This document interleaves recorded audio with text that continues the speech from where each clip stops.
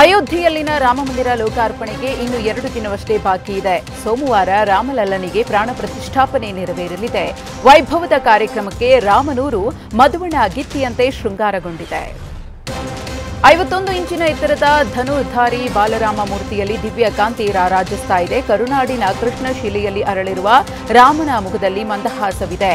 ದೈವಿ ಕಳೆ ಎದ್ದು ಕಾಣುತ್ತಿದೆ. ಕೈಯಲ್ಲಿ ಬಿಲ್ಲು ಬಾಣ ಅತ್ಯಾಕರ್ಷಕವಾಗಿದೆ. ನೋಡಿದರೆ ಭಕ್ತಿ ಕಾಂತಿ ಹೊಮ್ಮುವಂತಿರುವ ಶ್ರೀರಾಮನ ಮೂರ್ತಿಯಲ್ಲಿ ಹಲವು ವಿಶೇಷತೆಗಳಿವೆ. ಪ್ರಭಾವಳಿಯಲ್ಲಿ ವಿಷ್ಣುವಿನ ದಶಾವತಾರಗಳು ಅನಾವರಣವಾಗಿದೆ. ಮತ್ಸ್ಯ, ಕೂರ್ಮ, ವರಹ, ನರಸಿಂಹ, ವಾಮನ, ಪರಶುರಾಮ, ರಾಮ, ಕೃಷ್ಣ, ಬುದ್ಧ, ಕಲ್ಕಿ ಅವತಾರವನ್ನ ಸುಂದರವಾಗಿ ಕೆತ್ತಲಾಗಿದೆ. ಬಾಲರಾಮ ಕಮಲದ ಮೇಲೆ ನಿಂತಿದ್ದಾನೆ. ಬಲಹಸ್ತದಲ್ಲಿ ಜ್ಞಾನ ಮುದ್ರೆ, ಬಾಣ, ಎಡಗೈನಲ್ಲಿ ಬಿಲ್ಲು, ಪ್ರಭಾವಳಿಯ ಬಲಗಡೆ ಹನುಮ, ಎಡಗಡೆ ಗರುಡ, ರಾಮನ ಕೊರಳಿನಲ್ಲಿ ಆಭರಣ, ಅಂಗವಸ್ತ್ರ, ಆದಿದೇವಿ, ಶಂಖ, ಚಕ್ರ, ಓಂಕಾರ, ಸ್ವಸ್ತಿಕ್ ಮುದ್ರೆ, ಪೀಠದಲ್ಲಿ ನವಗ್ರಹಗಳು. ಹೀಗೆ ಒಂದಿಂಚು ಜಾಗ ಬಿಡದೆ ಅರುಣ್ ತಮ್ಮ ಕೈಚಳಕ ತೋರಿಸಿದ್ದಾರೆ. ರಾಮನೂರು ಅಯೋಧ್ಯೆ ದೀಪಾಲಂಕಾರಗಳಿಂದ ಝಗಮಗಿಸ್ತಾ ಇದೆ. ರಾಮಮಂದಿರ ಉದ್ಘಾಟನೆ ದಿನ ಪ್ರದರ್ಶನಕ್ಕಾಗಿ ಲೇಸರ್ ಲೈಟ್ ಶೋಗಳ ತಾಲೀಮು ಕಣ್ಣು ಕೋರೈಸುವಂತಿದೆ. ಸಾಂಸ್ಕೃತಿಕ, ಪಾರಂಪರಿಕ, ಪೌರಾಣಿಕ ಭಾವ ಮೂಡುವ ರೀತಿಯಲ್ಲಿ ದೀಪಾಲಂಕಾರ ಮಾಡಲಾಗುತ್ತಿದೆ. ಜನವರಿ 22ರಂದು ರಾಮಲಲ್ಲನ ಪ್ರಾಣ ಪ್ರತಿಷ್ಠಾಪನೆಯ ದಿನ ಅಯೋಧ್ಯೆಗೆ ಗಣ್ಯಾತಿ ಗಣ್ಯರು ಆಗಮಿಸಲಿದ್ದಾರೆ. ವಿವಿಧ ಕ್ಷೇತ್ರಗಳ ಸಾಧಕರೆಲ್ಲ ಆ ಮಹಾನ್ ಕಾರ್ಯಕ್ರಮಕ್ಕೆ ಸಾಕ್ಷಿಯಾಗಲಿದ್ದಾರೆ. ಹೀಗಾಗಿ ಯಾವುದೇ ಅಹಿತಕರ ಘಟನೆಗಳು ನಡೆಯದಂತೆ ಈಗಿನಿಂದಲೇ ಕಟ್ಟೆಚ್ಚರ ವಹಿಸಲಾಗಿದೆ.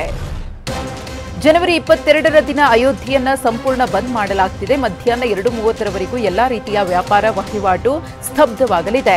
ಭದ್ರತೆಗೋಸ್ಕರ ಬರೋಬ್ಬರಿ 20,000ಕ್ಕೂ ಹೆಚ್ಚು ಪೊಲೀಸರನ್ನ ನಿಯೋಜಿಸಲಾಗುತ್ತಿದೆ. ಲೋಕಸಭೆಯಲ್ಲಿ ಹೆಚ್ಚು ಸ್ಥಾನ ಗೆಲ್ಲಲು ಕಾಂಗ್ರೆಸ್ ಟಾರ್ಗೆಟ್ ಫಿಕ್ಸ್ ಮಾಡಿಕೊಂಡಿದೆ. ಬೆಂಗಳೂರಿನ ಕೆಪಿಸಿಸಿ ಕಚೇರಿಯಲ್ಲಿ ನಿನ್ನೆ ಚುನಾವಣಾ ಸಮಿತಿಯ ಸಭೆ ನಡೆಯಿತು. ಸಿಎಂ, ಡಿಸಿಎಂ, ರಾಜ್ಯ ಉಸ್ತುವಾರಿ ಸೇರಿ 57 ಮಂದಿ ಚುನಾವಣಾ ಸಮಿತಿ ಸದಸ್ಯರು ಭಾಗಿಯಾಗಿದ್ದರು. 28 ಲೋಕಸಭಾ ಕ್ಷೇತ್ರಕ್ಕೆ ವೀಕ್ಷಕ ಸಚಿವರು ಭೇಟಿ ಕೊಟ್ಟು 3 ರಿಂದ 5 ಸಂಭಾವ್ಯ ಅಭ್ಯರ್ಥಿಗಳ ಪಟ್ಟಿಯನ್ನು ಸಿದ್ಧಪಡಿಸಿದ್ದು, ಈ ಪಟ್ಟಿಯನ್ನು ಚುನಾವಣಾ ಸಮಿತಿಗೆ ನೀಡಲಾಗಿದೆ. ಇನ್ನು 2-3 ದಿನಗಳಲ್ಲಿ ಅಭ್ಯರ್ಥಿಗಳ ಆಯ್ಕೆಗೆ ಸಂಬಂಧಪಟ್ಟಂತೆ ವೈಯಕ್ತಿಕ ಅಭಿಪ್ರಾಯ ಸಲ್ಲಿಕೆಯಾಗಲಿದೆ. ಈ ಬಾರಿಯ ಲೋಕಸಭೆ ಚುನಾವಣೆಯ ಮೀಟಿಂಗ್ನ ಹೈಲೈಟ್ಸ್ನಲ್ಲಿ 7ಕ್ಕೂ ಹೆಚ್ಚು ಸಚಿವರು ಲೋಕಸಭೆ ಅಖಾಡಕ್ಕಿಳಿತಾರೆ ಎನ್ನಲಾಗುತ್ತಿದೆ. ಯಾವ ಸಚಿವರಿಗೆ ಹೈಕಮಾಂಡ್ ಸ್ಪರ್ಧೆಗೆ ಸೂಚಿಸುತ್ತದೆಯೋ ಅಂಥವರು ಈಗಿನಿಂದಲೇ ಸಿದ್ಧರಾಗಿರುವಂತೆ ಪರೋಕ್ಷವಾಗಿ ಪ್ರಸ್ತಾಪ ಮಾಡಲಾಗಿದೆ. ಕಾಂಗ್ರೆಸ್ ನಾಯಕ ರಾಹುಲ್ ಗಾಂಧಿ ವಿರುದ್ಧ ಎಫ್ಐಆರ್ ದಾಖಲಾಗಿದೆ. ಇತ್ತ ಅಸ್ಸಾಂನಲ್ಲಿ ನ್ಯಾಯಯಾತ್ರೆಯಲ್ಲಿ ಭಾಗಿಯಾಗಿರುವವರಿಗೂ ಅಸ್ಸಾಂ ಪೊಲೀಸರು ಎಚ್ಚರಿಕೆ ನೀಡುತ್ತಿದ್ದಾರೆ. ಕಾಂಗ್ರೆಸ್ ಯಾತ್ರೆಯಲ್ಲಿ ಜೈಲು ಸೇರಬೇಕಾಗುತ್ತೆ ಅಂತ ವಾರ್ನಿಂಗ್ ನೀಡುತ್ತಿದ್ದಾರಂತೆ. ನಿನ್ನೆಯೂ ಅಸ್ಸಾಂ ಸಿಎಂ ಹಿಮಂತ ಬಿಸ್ವಾ ಶರ್ಮಾ ವಿರುದ್ಧ ವಾಗ್ದಾಳಿ ನಡೆಸಿದ್ರು. ಭಾರತದಲ್ಲೇ ಅತ್ಯಂತ ಭ್ರಷ್ಟ ಸಿಎಂ ಎಂದಿದ್ದು, ಭಾರತದ ಅತ್ಯಂತ ಭ್ರಷ್ಟ ಮುಖ್ಯಮಂತ್ರಿ. ಅವರು ಇತರ ಬಿಜೆಪಿ ಸಿಎಂಗಳಿಗೆ ಭ್ರಷ್ಟಾಚಾರ ಮಾಡಲು ಕಲಿಸಬಹುದು. ಕೇವಲ ಮೋದಿ ಮಾತು ಕೇಳುವ ನಾಯಕ ಎಂದು ಗುಡುಗಿದ್ದಾರೆ.